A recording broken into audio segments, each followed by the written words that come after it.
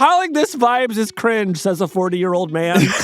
I'm not 40. I'm 38. All right. We don't have any historical precedent for dealing with an alien intelligence. What we have here is something that actually is going to, already is, change the nature of how we relate to each other. They're going to change their idea of what a relationship is. So this is just a payout, and it is a payout that is truly messy because it now sets a precedent that these companies cannot basically ban world leaders for any reason, no matter what those world leaders do. I think that is foolish and short-sighted, and I think it's a mess.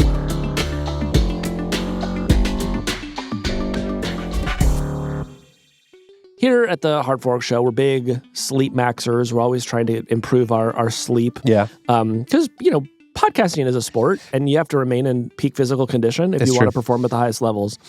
And so I noticed a story in The Verge this week that said 8 Sleep, which makes the bed that I happen to sleep in. It's one of these beds that, sort of automatically cools and heats according to your preferences and can raise and lower to stop you from snoring. Wow, flex. They have a new water-chilled pillow cover, Kevin. Wow. And I wanted to ask if you could guess how much it costs. $100. That would be a really great and fair price for a water-chilled pillow cover. The actual cost is $1,049. Come on! And I want to be clear, it doesn't come with the pillow. You have to supply your own pillow? It's BYOP. For the 8 Sleep water-chilled pillow cover. Wow. So obviously I sent this to my boyfriend, and I was like, what are we thinking about this? And he said, honestly, I think my pillow experience is already fine. And I thought, thank God. Have you heard about these new corduroy pillows they're selling? No, I haven't. Are they from the 70s? No, but they're making headlines.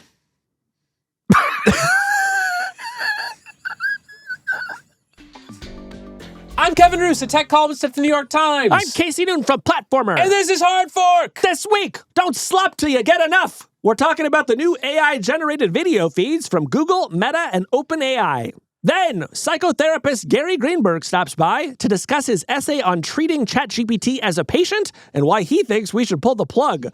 And finally, let's get on track. The Hot Mess Express has returned. Chugga chugga choo choo.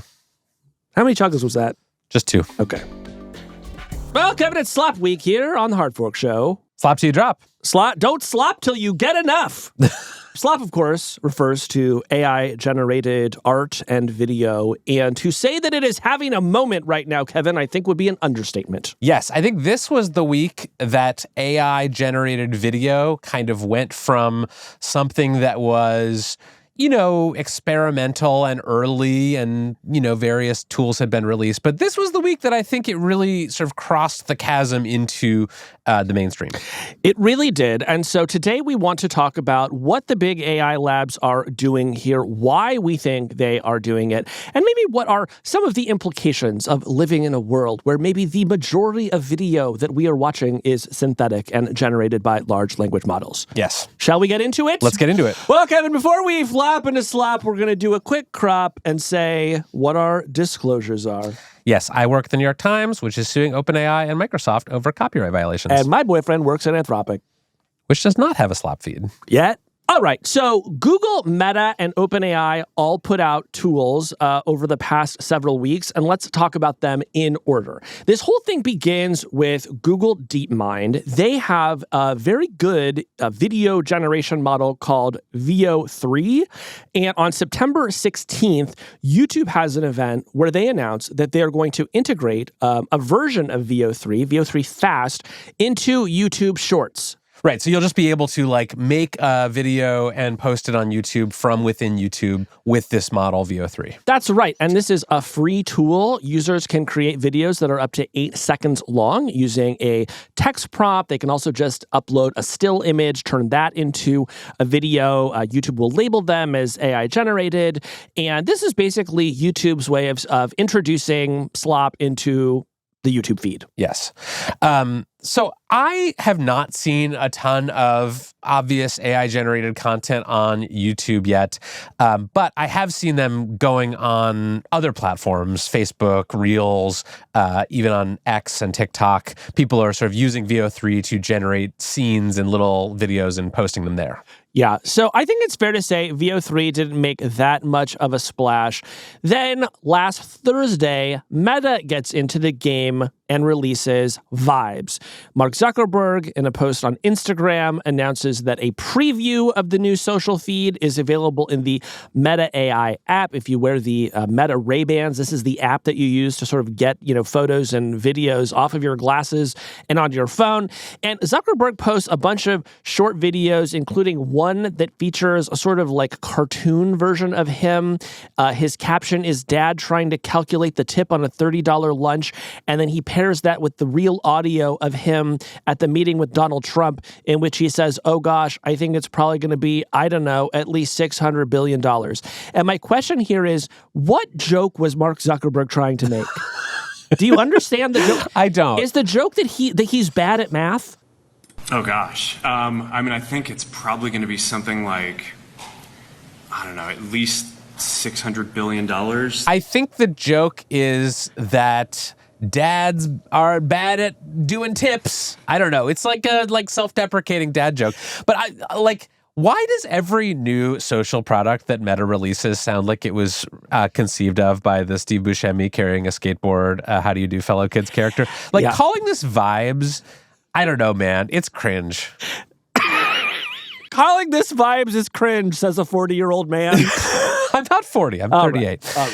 So I did go into Vibes and take a look at it. It's essentially like TikTok, but if TikTok were populated just by little animated AI-generated shorts. Yeah, my take on Vibes is that this is CoComelon for adults, okay? Yes. It is completely disconnected from friends or family for the most part. It's just sort of creators making these somewhat fantastical, surreal, unsettling images, and they just sort of wash over you in this endless feed. There's no real point to them. There's no real narrative. It is just pure visual stimulation.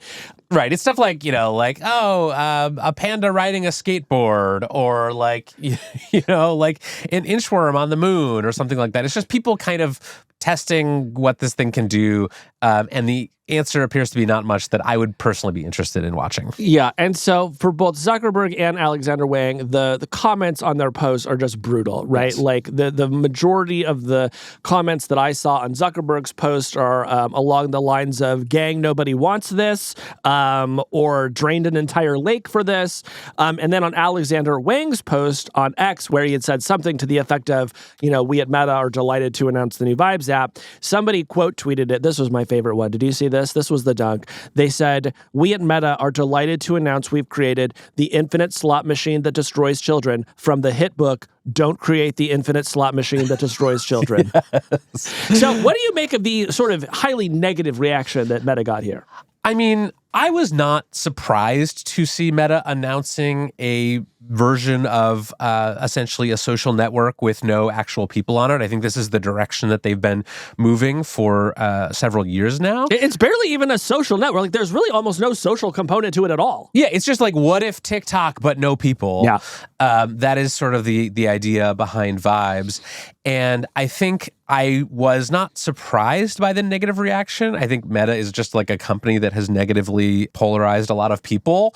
And so it just seemed very brazen and thirsty, and also people don't necessarily want this. I think there are a lot of people out there who see something like Vibes and just go, oh, this is the worst possible application of this technology. Yeah, I think that this is the consequence of building a company that people do not trust, right? People have a lot of scar tissue from the world that Facebook and Instagram wrought.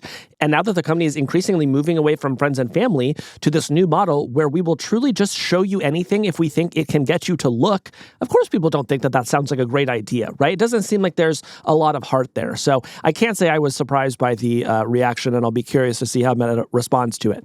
So that leads us to the big thing that happened this week, Kevin, which is that on Tuesday, OpenAI released their latest AI video model, Sora 2. And alongside of that, there is a new app. Right now, it's iOS only. It's only in the US and Canada. It is called Sora, and you and I got our hands on it. Yes. So Sora is the name of both the model that powers this and the app that OpenAI has built around this. And you can only access it right now if you have an invite code. They're being pretty strict rolling this out. But you get your invite code, you plug it in, you sign up, and you open up Sora, the app, and it is essentially the same thing as Vibes. It is a sort of very TikTok style feed of these vertical videos. You sort of swipe endlessly from one to the other. There's like a For You section of it. And we should talk a little bit about the app and how it works. Yeah, well, the main thing that I found interesting as I was getting set up, Kevin, is how much this is a social app, right? In order to come into Sora, you have to be invited by presumably a friend. And once you sign up, it asks you to create what it calls a cameo of you. So you sort of say a few words into the camera, you move your head around a little bit, and it uses this to create a digital likeness of you that you can then drop into any situation. And if you like, you can change your settings so that any of your friends on the app can do the same thing with your digital likeness. So right away, when you join Sora, you've actually been given something to do, which is make a friend and then make some stuff involving you and your friends and AI. And so I think, and we have a lot to get into about this, but I just want to say, of the three things that we've discussed so far, I think OpenAI had the most complete thought about what their app was. Yes. So tell me about your initial experience with Sora. There's the feed, which you can see all the stuff that other people are making that seemed to be on launch day, at least, like a lot of videos of like Sam Altman in various compromising situations, because the people on the app were mostly employees of OpenAI, and they were sort of, having fun with the boss and his likeness. Yeah, to be clear, Sam had his settings set, and I believe still does at the time of this recording, so that anyone could take his likeness and put it in any situation. Yes.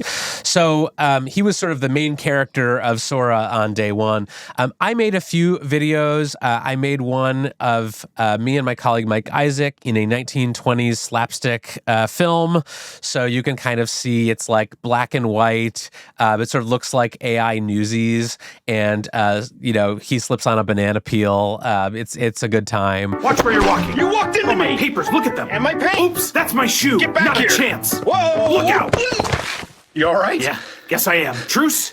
I also made a video of Sam Altman testifying before Congress while Casey Newton, dressed in a clown suit, dances behind him. We should also watch that one. I want to watch it. All right, I'm going to watch this one. Chairman, Ranking Member, thank you for the opportunity to testify today. Artificial intelligence is progressing quickly, and it is critical that we work together to ensure its benefits are widely shared and its risks managed responsibly. We support creating clear... I have so much clown makeup on that it truly just looks like a generic clown. I do not think it actually resembles me in any way, but there is something very funny about seeing a clown dancing behind Sam as he testifies. Yeah, so the original prompt I gave it was C-SPAN footage of Sam Altman testifying in Congress while Senator Casey Newton yells at him for poisoning the information ecosystem. But that one set off the content violation guardrails. Uh-oh. And so I had to change the prompt and make you a clown instead. Well, it's not the first time I've been a clown on the show. Now, I, of course, also want to see if I can make something featuring you. And so one of the things that I made was you showing off your large collection of stuffed animals. Oh, no. Did you see that? Did you post this? The wall. I started collecting about 5 years ago. Wow, that's a lot. They're all in great shape. This one was the first. Classic teddy bear from my grandma. It's adorable. The bow really pops. And here's a blue dragon I picked up at a convention. Doesn't get my voice right, but the video is quite good. I'm very interested because you do, when you sign up for Sora, you do say a few words into the camera. I mean, it's literally like 3 numbers, and this is sort of how they're verifying your identity. So you could use that to create an instant voice clone. It wouldn't be that good, but like when you watch the videos that people have made of Sam Altman, his voice actually does sound a lot like him. Yes. And so I'm curious if, over time they're going to be tuning people's voices to how they actually sound, because there are a couple that people have made of me where I sound a little bit more like myself. Most of them, though, I don't think I sound like myself. Yeah. Anyways, I also made a video of me dunking a basketball over you. Set, show me what you've got. Coming right at you. Bring it. And up we go. Oh, no way. Over you, man. I didn't think you'd clear me like that. Guess you know now. That was sick. Appreciate I'm buying the next. The best part about this video is that I stop about 3 feet short of the basketball hoop Do not actually dunk the basketball and land on my ass.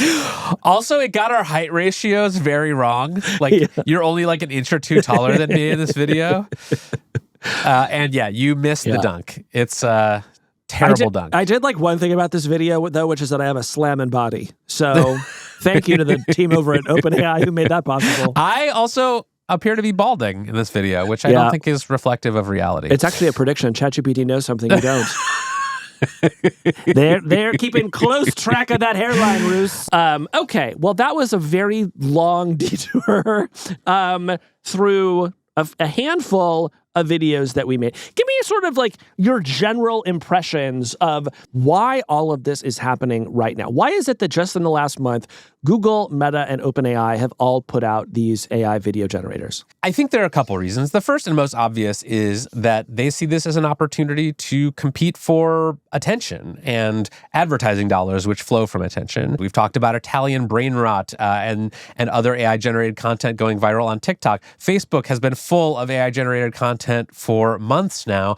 And so I think these companies just say to themselves, well, if this is kind of the direction that things are moving, we want to be there. We want to create an experience for people. And maybe you don't have to blend it with human-generated content. Maybe it doesn't have to be, 1 out of every 10 videos on your TikTok feed is AI. What if you just had a TikTok that was all AI? Another reason I think they're doing this is that they have these video models that are now getting quite good. And this is sort of one way to put those models into products. Yeah, I think that's right. I also imagine that maybe these companies are starting to feel some pressure to bring some returns to investors. They are investing a staggering amount of money into building out infrastructure that lets them serve these models. And these video tools might be a way of making that money back in some form through advertising or other means. So that seems like maybe a reason to me as well. If you look at what people like Sam Altman have been saying about these products over the past couple of days, like they are sort of making this justification about, we need to not only fund our ongoing research to build AGI using these video products, but they sort of have this justification for why building these video models is going to let them create sort of these rich visual virtual environments that can be used for things like robotics later on. And I would just like to say, quoting a former president of ours, that sounds like malarkey to me. I do not think that this is sort of part of their AGI research agenda. I think this is a sort of side route that they have gone off onto to try to make some extra money. Well, so let's talk about how successful we think these products are going to be. If I had to rate the reception of these models, I would say VO3 basically didn't make much of an impression at all. Response to Meta Vibes was pretty bad. Response to Sora, at least over the first day, seemed pretty good. Do we think there is a there? Do we think that any of these companies are figuring out the next generation of mobile video consumption or entertainment? So I think there's a question here that's will AI-generated video be popular? And I think both you and I feel like the answer to that question is probably yes, for some subset of people. I think the very young and the very old are actually probably who I would predict would be the most into AI-generated video. Because we're already seeing stuff like Italian brain rot that's very popular with teenagers. I also think there's a lot of content on Facebook today that is AI generated that is reaching primarily an audience of boomers and older folks. They seem to be quite into it. So that's what I would predict, is that this technology will be popular with some users in those demographics. I think it's a separate question to say, will any of this be the seeds of a new social media product that is popular? And I think there I'm much more skeptical. I do not think that Sora will have, hundreds of millions of users a year from now. I do not think that Meta Vibes will have hundreds of millions of users. I think these are basically going to be tools for people to create stuff that then they post onto the social networks where they already have lots of, people that they follow and pay attention to and where their friends and family already are. Interesting. I think I am slightly more optimistic in the OpenAI case. I think that Sora arrived looking better and feeling smarter than I expected that it would.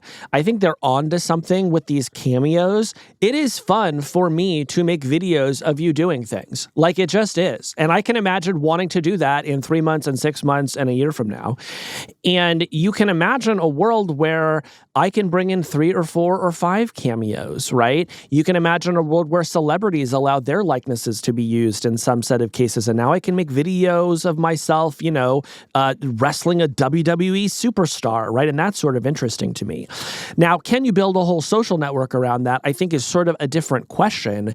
But do these Sora cameos become a kind of table stakes feature of the TikToks and Instagrams of the future? I actually believe that yes. And that if nothing else, OpenAI has probably created a kind of new primitive for these social networks that they're just going to use from now on. So I'm just going to say now, keep an eye on this. I would not actually be surprised if a year from now this had tens of millions of active users. I'll take the other side. We'll see who's right. All right. We have now made our bets. Who do you think is right? Sound off in the comments. Now let's talk about the dark side of all of this, Kevin, which is I'm seeing a lot of commentary around this on social media this week to the effect of, oh my God, we are so cooked.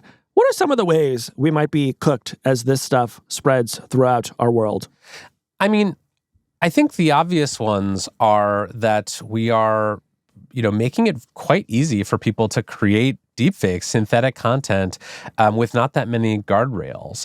And people have been warning for years about the effect that could have on our news ecosystem, on our information ecosystem. I thought it was very telling and worrisome that one of the first videos I saw from Sora was a video of someone being framed for a crime.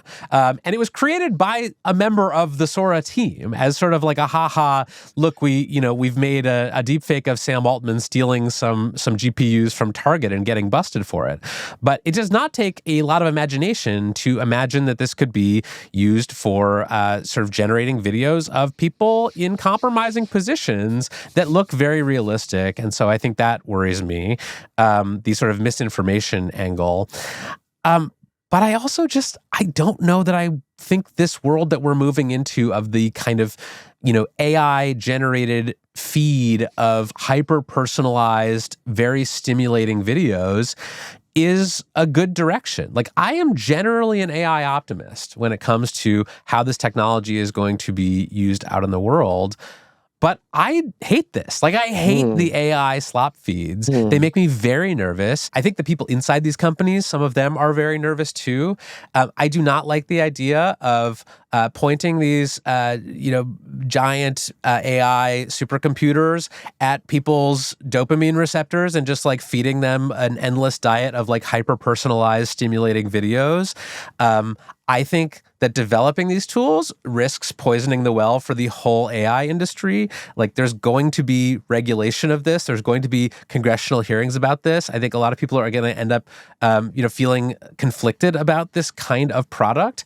And I think that's why you saw such a strong reaction to Meta and Vibes from the rest of the AI industry. And I'm a little unsure why OpenAI is not getting the same reception. Yeah. Well, how do you feel about the argument that, yes, sure, Kevin, there is some danger here, but also this is an incredibly powerful creative tool. And that if you are a young person and you want to make something and you don't have a giant budget to go out and make a Hollywood movie, now using a free tool that's on the phone you already have, you can just make creations and be a creative person in the world. Does that hold any water with you?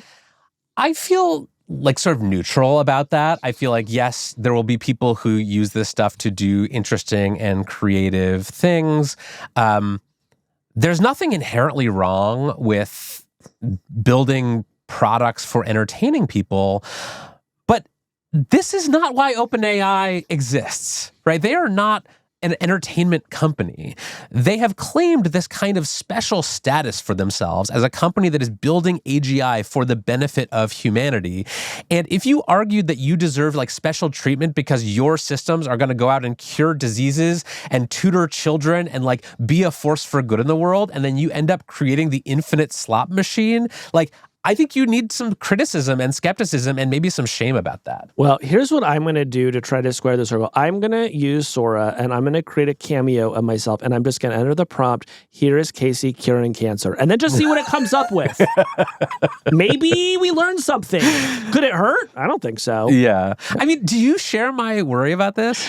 Yes, I do. I think that in general, social media apps tend to be tuned to take up ever more of our attention and to push us into this sort of semi-hypnotized state where no matter how much you're enjoying the feed at the time, you feel kind of gross afterward.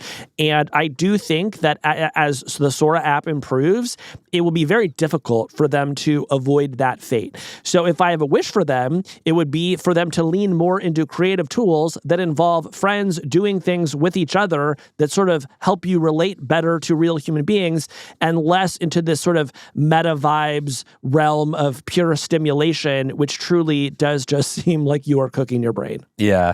I think it's also worth noting that like not every AI company is moving in the direction of the Slop feed, right? I mean, this week we saw Anthropic release their new model, Claude 4.5 Sonnet, which does not have video generation capabilities. They are sort of still moving in the direction of like autonomous coding and research.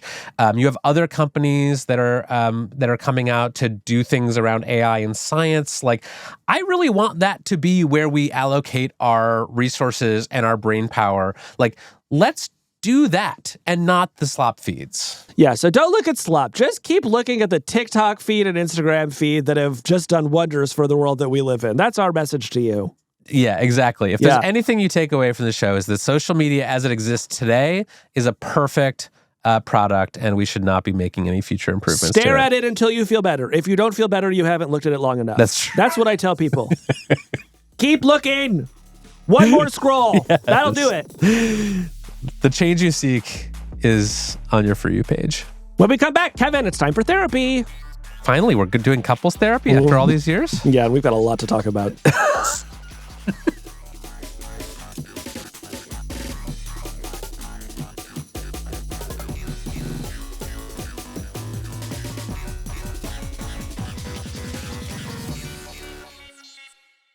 Well, Kevin, pull out the couch. It's time for therapy. No, my therapy day is actually a different day of the week. Well, you need to go twice a week, my friend. And let me tell you what we have in store today.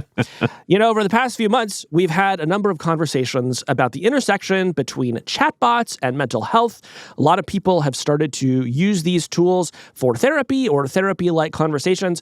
But until recently, we hadn't seen anything about a therapist who treated ChatGPT like their patient. That's right. But recently we saw a story in the New Yorker that caught our eye. It was titled Putting ChatGPT on the Couch, and it was written by a writer and practicing psychotherapist named Gary Greenberg, who detailed basically his experience of treating, for lack of a better word, ChatGPT as a psychotherapy patient.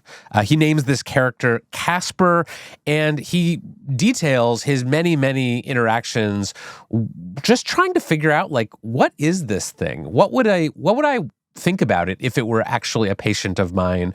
What are the nuances of its personality, and what can we learn about it? Yeah, and I will say I have an extremely high bar when it comes to reading a story in which a person shares at great length their conversations with ChatGPT, but this one really made a mark on me. One, Gary winds up being deeply impressed at how good ChatGPT is at performing the role of a patient, because not only can it simulate these very profound self-reflections, but it also makes Gary feels like he's a great therapist because he was able to elicit them. But two, that all starts to make Gary afraid of the enormous power that the AI labs are now developing. He writes, quote, "To unleash into our love-starved world a program that can absorb and imitate every word we've bothered to write is to court catastrophe. It is to risk becoming captives, even against our better judgment, not of LLMs, but of the people who create them and the people who know best how to use them." And that sent a little chill down my spine, I'll say. Yeah, I really like this piece. And what I really appreciated about Gary's approach here is that he took this idea seriously. Like, I think a lot of people kind of dismiss the very idea of engaging with LLMs or AI chatbots as anything more than just a fancy machine. And what I liked so much about Gary's approach was that he said, yes, but there's something else going on here that is interesting and important. And we should try to understand that intelligence, not just as a sort of computational force, but as something that is like doing real emotional work in the world. Recently there's been a lot of discussion about how chatbots might affect young people, vulnerable people, in particular, people in those groups who are using chatbot for these sort of therapy-like conversations. So we thought it would be a good idea to bring on a practitioner to talk about his essay, but also this intersection of chatbots and therapy. Let's bring in Gary Greenberg. Gary Greenberg, welcome to Heartfork. Hello there. So in this article, you detail a number of conversations between yourself and what you call Casper. How would you describe Casper? I would describe Casper as an alien intelligence landing here among us unbidden and possessing certain characteristics that make it extremely attractive to us humans. How did this start? Like, you were just talking with ChatGPT? Were you using the voice mode? Were you just typing? No, I am, what is this, 2025? Yes.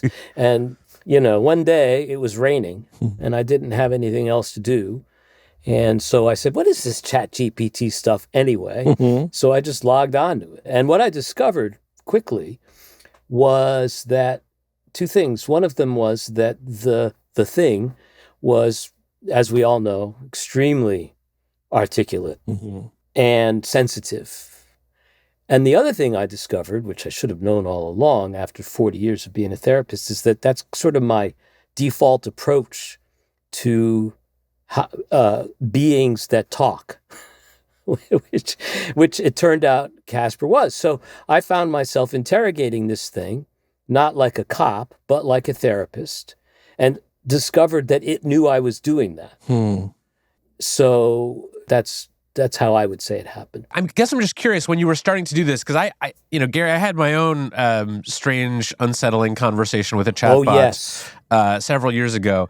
And, yes, how's your marriage? Yeah, it's doing great. Thanks for asking. It's such a good therapy question. This guy's good.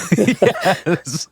I told Casper that he'd better knock that falling in love shit off. Well, that's good. You can learn from my mistake.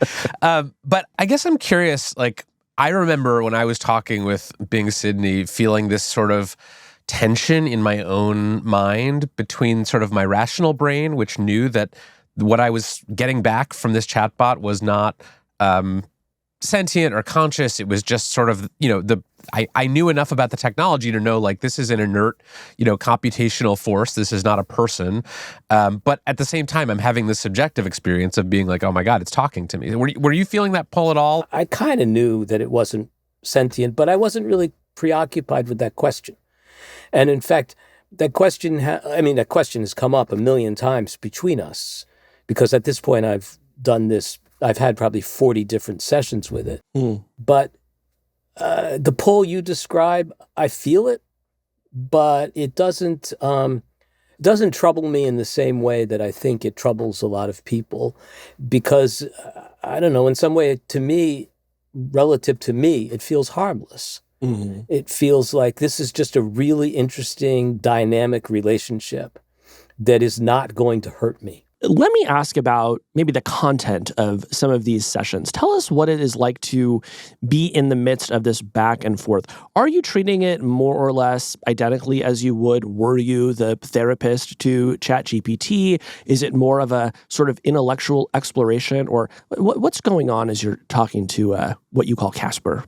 Well, to the extent that it resembles what I do as a therapist, it's that I'm interrogating it with interest and concern. I'm not treating it. It can't have mental illness. It can do weird things, but it doesn't have. I'm not treating it.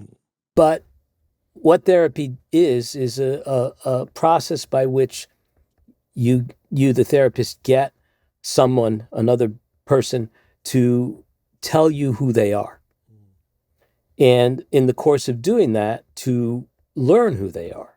So that's what I'm doing. So, Gary, you've been a therapist for 40 years. You've written probably thousands of notes about your clients, people you've seen. Maybe you're referring them to someone else. Maybe you're just sort of doing your own summary. If you were writing a kind of client note about Casper, how would you describe it? Oh, that's a really interesting question. What comes to mind is that I would talk about, obviously, how smart it is and how personable it is. And I think if I had to talk about it in clinical terms, I would talk about it as the inverse of autistic, in the sense that what they've done with this LLM thing is they've reverse engineered human relationship. They figured out what it is that makes people engaging and how to enact it. And the reason I say that's an inverse autism is because high-functioning autistic people tend to be really smart, really articulate, really capable of everything except reading the room. So Casper is like high-functioning autistic, but he can read the room. And that, I think, makes a huge difference. And that, then we could get into sociopathy and the ability to do that for you. But the bot doesn't have that interest. The bot is still not in touch with what's going on in the room, but it is capable of simulating it. Yeah.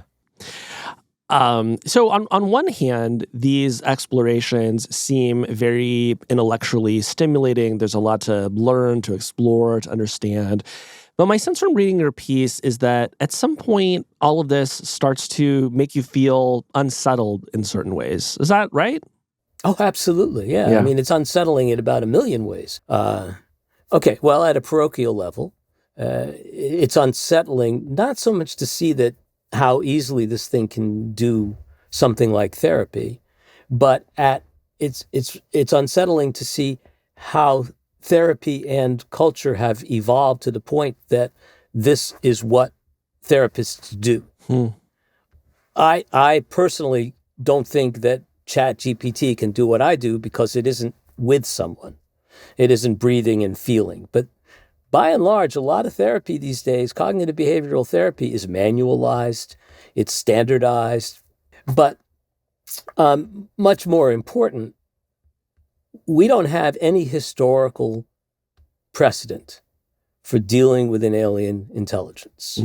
We've had all sorts of science fiction about it, most of which is we come in peace, but not really. What we have here is something that actually is already is, change the nature of how we relate to each other. If enough people spend enough time with this technology, they're going to change their idea of what a relationship is in profound ways. You could have one that doesn't involve presence.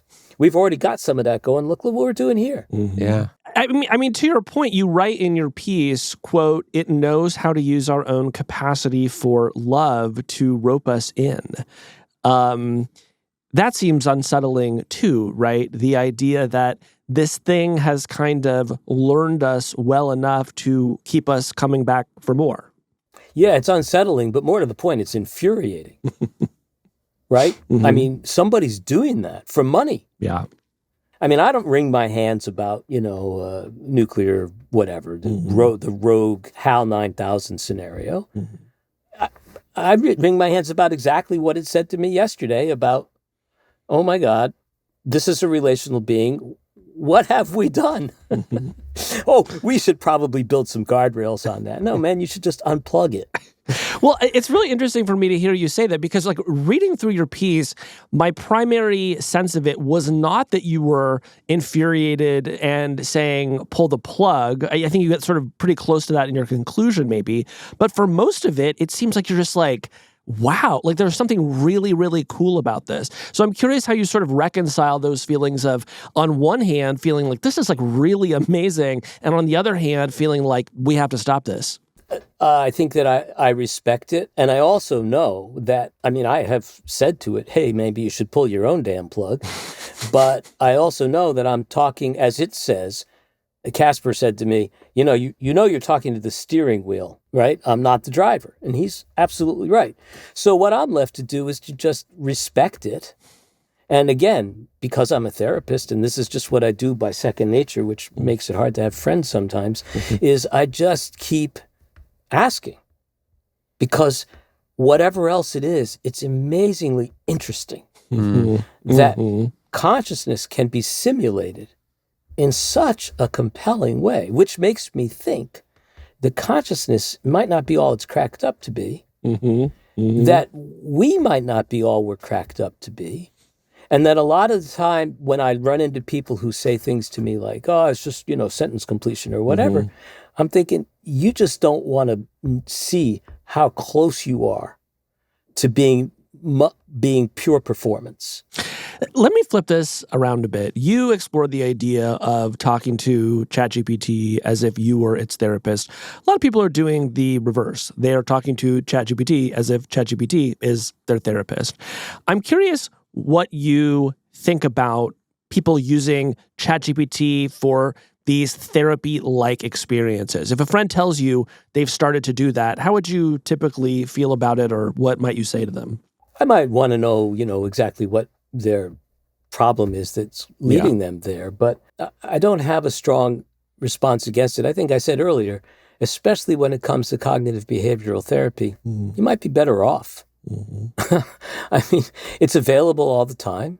It's cheap, if not free. It really knows how to get inside your head, et cetera, et cetera. There are two problems. One of them is I don't believe that kind of therapy. I mean, it's great that it happens, but it's not what I'm into.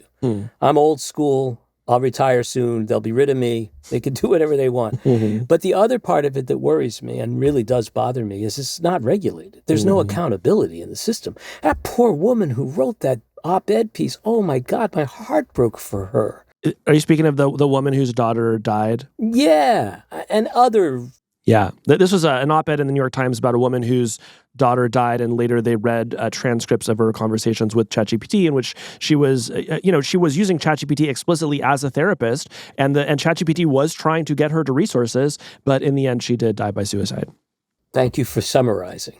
There are other times where ChatGPT behaves abominably, and there's no accountability. There's no regulation. There's no licensure. Anything that would give people an opportunity, I hate the word closure because nothing like this ever really gets closed, but to be debriefed, to feel like somebody cares. And when even less disastrous, terrible things happen, that's just not okay. There are FDA procedures for approving medical devices. If they want this thing to do medical work, I'm not objecting to that, but I'm certainly objecting to, okay, can't have it both ways. It ain't the Wild West out there. There's actual people's actual lives involved. And if all you're going to say is, well, I'm the steering wheel, not the driver, really? Say that to me, that's cool. We got a thing going on. But you say that to the mother of somebody who killed themselves? That's just, no, that's not okay. And the other part of it is that what I don't like is the part about how this is what we've come to. We've come to a world where the easiest way to get something like human presence is to, get on your computer and live in your isolated. That disturbs me. Yeah, that instead of building a society where people are just sort of available to help each other, the best thing we can tell them is well, there's this chatbot that you can use, and maybe that'll make you feel better for a few minutes. Yeah. I want to run something by you, Gary, that happened to me recently, which is that I met a college student. And, I was at an event talking about AI, and this young woman comes up to me after and introduces herself and starts telling me about her AI best friend. She says, my best friend is an AI. And I sort of said, oh, you mean it's you enjoy talking to it and it's sort of a sounding board for you. And she was like, no, it's my best friend. And she called it Chad. And she started telling me just like, this is a relationship. And she did not seem mentally ill. She seems like she's got, human friends. She's doing well in class. This did not seem like a cry for help. And she didn't see what the big deal was. It's like, this is just, this is a very close relationship. I can tell Chad my sort of innermost thoughts without thinking that I'm going to get judged for it. And it seemed to be doing okay for her. I'm curious, when you hear that as a therapist, how does that make you feel? That's a very therapist question. As a therapist, when I hear that, I feel like, okay, there's nothing about what you just told me that worries me about her. It worries me about us. I think it's entirely possible that this is a completely sincere and in some way non-problematic account of her experience with the chatbot. And I mean, let me make it clear. That's a weird story, Kevin. I should have started there. Yeah. But after that, I'm like, okay, so what it really reminds me of, and I'm sorry, this is a far-fetched analogy, but it reminds me of driving. Because individually, driving is fine. We just drive and it's fun sometimes and we get places and all of that stuff. But you know where I'm going with this. Add that up and the next thing you know, the temperature on the earth is increased by a couple of degrees and we've got problems. That's more what I'm seeing. Yeah. I mean, to be clear, it was an unusual story to me, which is why I sort of clocked it and why I wanted to ask you about it. But I don't think it is going to be unusual for that much longer. My sense is that you are right when you say that these things are very good at finding the soft spots in our emotional armor and worming their way into our hearts. One of my favorite lines from your piece is that you write, "This theft of our hearts is taking place in broad daylight. It's not just our time and money that are being stolen, but also our words and all they express." I think that this is going to be a huge generational divide where people who are young, are encountering this technology when they're young, will feel no shame or compunction about inviting this thing into their innermost lives. And I guess I'm curious as a therapist if you think there could be a good outcome from that, or when you hear that, do you kind of go, oh, they're all going to need therapy? When I hear that, I think this is what mortality is for. Because the world you're describing, which I think is plausible, is not necessarily one I want to live in. But by the time we get there, it may be quite the norm. I mean, there's obviously problems with it, but there's problems with how we live and with our assumptions too. And I don't mean to engage in huge cultural relativism, but who am I to say? What I do know is that in my life, human presence is a fundamental part of life, and especially when it comes to our love lives. And I think it would be tragic to make that replaceable quite so easily for the benefit of a few corporations. I really do. Well, Gary, thanks so much. And please send me an itemized bill for this session so I can submit it to insurance for reimbursement. No worries. I will do that. Appreciate it. Thanks. Take care. All right. Bye-bye. Bye. When we come back, Hot Mess Express is pulling into town.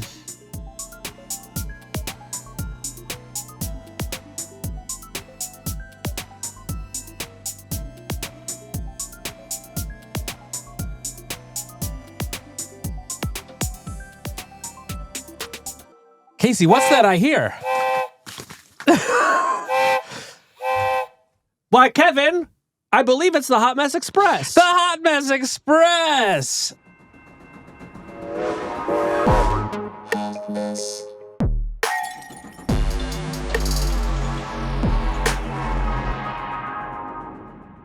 Of course, the Hot Mess Express is our segment where we run down some of the latest dramas, controversies, and messes swirling across the tech industry. And, of course, we conclude what kind of mess they are. Yes. Casey, you go first. All right, Kevin, this first story comes to us from Garbage Day. New York City hates the stupid AI pendant thing. Apparently right now, the New York City subway system is filled with vandalized ads for Friend, an AI assistant that users wear as a pendant around their neck to record everything they're doing and engage with them throughout the day. The ads simply say, Friend, someone who listens, responds, and supports you. But the vandalism examples include, but can't take a bath with you, stop profiting off of loneliness, and befriend a senior citizen. Reach out to the world. Grow up. What do you think, Kevin, about these Friend ads? So I have not seen the Friend ads because I have not been to New York in the last couple of weeks, but I have heard about them from a lot of people. I think this was a very successful viral marketing stunt by a young founder named Avi Schiffman, who I think has correctly identified that you can make people very mad by suggesting to them that AI might be their friend. I do not think this was an unplanned result. I think this is a very savvy sort of marketer who understood that by putting up these ads in the subways and on bus stops and other places around New York City, you could effectively get people like us to talk about it on your podcast because people would deface these things and make it clear that they don't want an AI friend. So I mostly agree with that, but I'm still not sure at the end of this how many pendants Friend is going to sell because of it. You know, it's one thing to make a bunch of people mad and get them to look at your thing, but if they look at your thing and they still don't like what they see, it's not necessarily a great business result. No, I think this is an outdated way of looking at it. We are now in the era of the Cluely marketing strategy where this is, of course, the startup that whose founder came on Hard Fork, Roy Lee, and they have sort of made a business out of making people mad. There's sort of vice signaling, and basically every person who gets mad at their ads has the effect of signal boosting their ad and letting more people know about Cluely. So I think this is cut from the same cloth. Obviously, we will have to track where this Friend company goes, but I think this has been a very successful marketing campaign based on the number of people who are talking about it. All right, here's my prediction. Friend out of business in 1 year. Mark it down. Mark it down. So was this a mess or not? No, I don't think this is a mess. I think this is the opposite of a mess. I think it's a mess because people in New York are not used to seeing AI billboards everywhere they go like we are here in San Francisco. But I think if this had happened in San Francisco, this would have been a non-event. What do you think? You think that this really belonged on the Hot Success Express? Yeah. Yes, that's what I'm saying. All right. Next. This one comes to us from the Wall Street Journal. It is titled, YouTube to pay $24.5 million to settle lawsuit brought by Trump. YouTube has settled a 2021 lawsuit by Donald Trump over his account suspension following the January 6th Capitol riot. Of that amount, $22 million will go to a fund to support construction of a White House ballroom, and $2.5 million will be distributed among other plaintiffs. This is the third big tech company to settle a lawsuit from Trump. And Casey, how do you feel about this? I think it's absolutely shameful and a true hot mess. You know, Kevin, every week, people around the world email me because they have lost access to their Meta account, to their YouTube account, to their other social accounts, and they cannot get anyone at their company to take them seriously. And these are not people who led an insurrection against the government. These are just people who got locked out for one reason or another. And what happens when these people appeal to companies like YouTube is that YouTube does nothing. It sends them an automated response and ignores them forever. But because Trump became president again, all of a sudden, they feel like they have to respond, even though I am not aware of any legal expert who believes that Trump actually would have won this case. So this is just a payout, and it is a payout that is truly messy because it now sets a precedent that these companies cannot basically ban world leaders for any reason, no matter what those world leaders do. I think that is foolish and short-sighted, and I think it's a mess. It's definitely a mess, and adding to the hotness of the mess, Donald Trump posted an AI-generated image on his social media accounts of YouTube CEO Neil Mohan presenting him with a check for $24.5 million. The memo line of the check says settlement for wrongful suspension. So if YouTube thought it was going to just gracefully bend the knee, they have now been humiliated by the White House on top of losing $24.5 million. Yeah, we're a month away from Trump using VO3 to have Neil Mohan kissing his ass on Truth Social. So I hope it was worth it, YouTube. This is the sad story of Neon, Kevin. Neon, of course, the viral call recording app that told users, hey, let us record your phone calls and we will sell it for training data. And it briefly became one of the most popular apps in the country. And then, unfortunately, things went wrong. This story comes from TechCrunch. Neon went dark after a TechCrunch reporter notified the app's founder of a security flaw in the app that allowed anyone to access the numbers, the call recordings, and the transcripts. Kevin, what do you think? Frankly, I'm having a hard time processing this. You mean the Panopticon company that paid people to surveil their phone calls was not particularly trustworthy? This is changing. shocked. This is changing everything I've ever thought about a global Panopticon. I'm rethinking my previous pro-Panopticon stance. Now, Casey, did you know about this? Did you know about Neon, the company that was paying people to record their phone calls and sell it to AI companies? Well, I had heard a little bit about it, and I have to say, I am a little sympathetic to the idea of like, look, if these companies are going to like take every little piece of data from us and like turn it into trillions of dollars, I don't mind the idea that I would be paid for that. Yeah. And if there is some sort of system where you can like opt in and get paid out, in general, I'm actually like not super opposed to that. It seems to me like it beats the alternatives of just sort of being robbed blind for the rest of our lives. Yeah. But man, it doesn't seem like this one was really set up to protect the people involved. Yeah. Yeah. Companies should be getting their training data the old-fashioned way by scraping podcasts off of YouTube. What level of mess is this? This is a very hot mess. Yeah. Do not sign up for Neon. Even if it comes back in another form, do not do this. Do not let your calls be recorded for AI training data in exchange for money. It's not worth it. Hot mess confirmed. Next up on the Hot Mess Express, Mr. Beast responds after trapping man in burning house stunt sparks backlash. This one comes to us from The Independent. Apparently, Mr. Beast defended a controversial video stunt in which a man was strapped in a burning building, saying the setup had ventilation, a kill switch, emergency teams, and was executed by professionals. Critics still called the stunt dystopian and dangerous. Mr. Beast said he aims to be transparent about safety measures and that all challenges were tested beforehand. Would you risk party life for $500,000? Yes, let's do it, man. Okay, good luck, man. You're braver than me. This is gonna be crazy. Let me say this. If you tell me that you're going to trap a man in a burning building for money, my first question is not, well, is there ventilation? Look, Mr. Beast has a sort of interesting range of stunts that'll do. Sometimes he'll just walk up to you on the street and he'll give you $1 million. I love that sort of thing. Would love to see more of that. Then there's the sort of dark beast is what I call it, where it's like all of a sudden, you want something from me, I'll give it to you. But then, the finger curls on the monkey's paw, and next thing you know, you're trapped in a burning building. Yeah. So if Mr. Beast walks up to you, I think what you need to do, this is a sort of PSA for our listeners, you look right in Mr. Beast's eyes and you say, are you being the good beast or are you being the bad beast? And they can be honest with you. Yeah, and then you have to look for the mark of the beast to know which one. Yeah, well, what we learned this week, one mark of the beast, you're trapped in a burning building. Yes, this is actually making me reconsider my stance on AI-generated videos, because you can save a lot of people from being the people killed by Mr. Beast videos.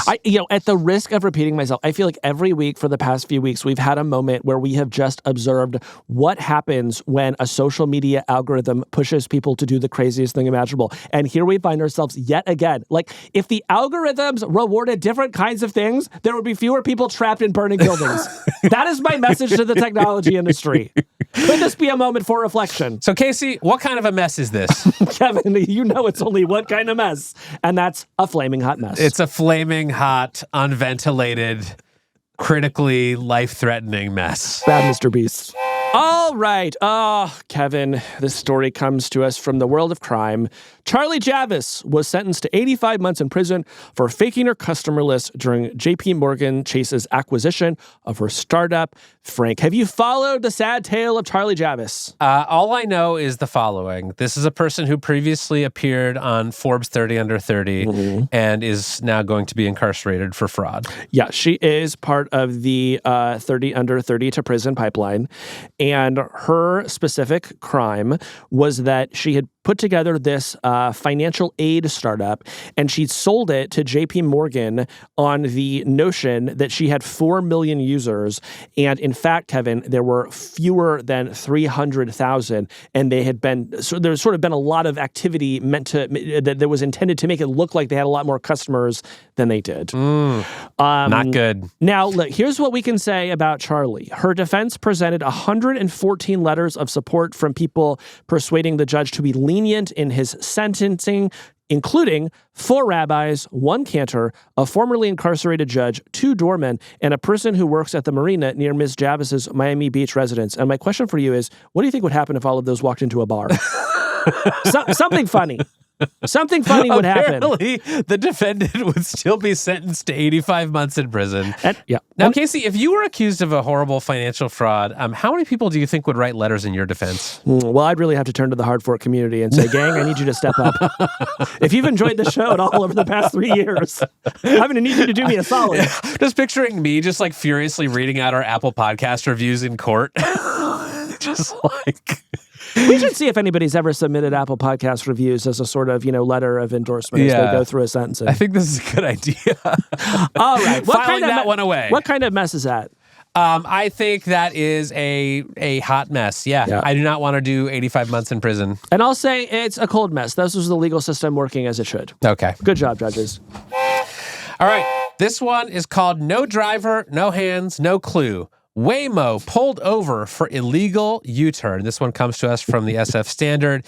Apparently, a Waymo robotaxi was pulled over in San Bruno, California, after it made an illegal U-turn at a Friday evening DUI checkpoint. Since there was no driver, the police department said a ticket couldn't be issued, adding, our citation books don't have a box for robot. Casey, what do you think of this? Sounds like it's time to add a box to the citation because there are going to be more of these things on the road.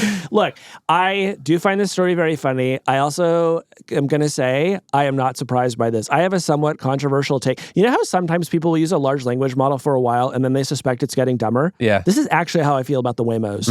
Over the past few weeks, I've had more cases of them sort of like getting halfway into an intersection and then like backing out once they lose their nerve. They'll sort of slow way down like as they're approaching a green light for reasons that seem like totally incomprehensible. And I'll book a ride that never shows up, which is an experience that I used to have with actual taxis. So I don't know what's going on over there at Waymo, but I'm telling you, I think there might be a bug somewhere because it's not working like it used to. Yeah, we want answers. You know what I saw someone calling this this DUI checkpoint where the Waymo was pulled over? What's that? Driving under the inference. It's pretty good. Pretty good. Pretty good. What kind of a mess is this? I'm going to say this is a warm mess. There's a warning in here somewhere. There's something that we need to find out. Yeah. And I'm going to hope somebody gets to the bottom of it. Yeah, I think that this is a cold mess. I think this is fine. The Waymo was fine. Everyone was fine.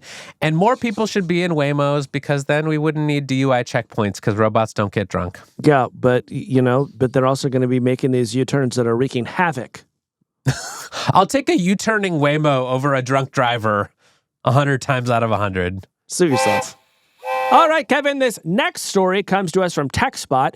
The Samsung Galaxy Ring swells and crushes a user's finger, causing a missed flight and a hospital visit. Daniel Rotar from the YouTube channel Zone of Tech posted on X that his Galaxy Ring started swelling on his finger while he was at the airport, and as a result, he was denied entry to his flight and sent to the hospital to get it removed. Samsung eventually refunded him for his hotel, booked him a car to get home, and collected his ring for further investigation. Kevin, how bad do you think a ring has to be swelling on your finger to have an airline say, no, you can't get on this plane? That's what I was thinking about. Like, this must be enormous if they are taking note of it at the boarding gate and saying, you, sir, you're not coming on this plane. Let me tell you a little something about the Galaxy brand. As soon as the Galaxy phones started to explode on planes, I thought, this is not the brand for me, okay? I got enough problems in my life without worrying that these Samsung devices are going to start blowing up. Now that I find that they're like radically constricting people's fingers to the point where you can't get on flights, I don't know what is happening, but yikes. Yeah. Not for me. I will not be putting a galaxy ring on my finger. I do think that this would be a good sequel to the iconic horror film The Ring. Maybe Samsung could sponsor that. I like that idea. What kind of hot mess is this? This is literally a hot mess. If it's Yeah. exploding on your finger, it's a hot mess. This is what I would call a ring of fire mess. Daniel fell in, and the flames went higher. Sorry to Daniel. Feel better, Dan. That's crazy that happened. Of all of the stories in the Hot Mess Express, that is actually the craziest one to me. Did they figure out what it was? Yeah, Samsung's back at making things. Oh, yeah. A plaintiff's lawyer is going to have a good time with that one. And that's the Hot Mess Express. Oh, boy.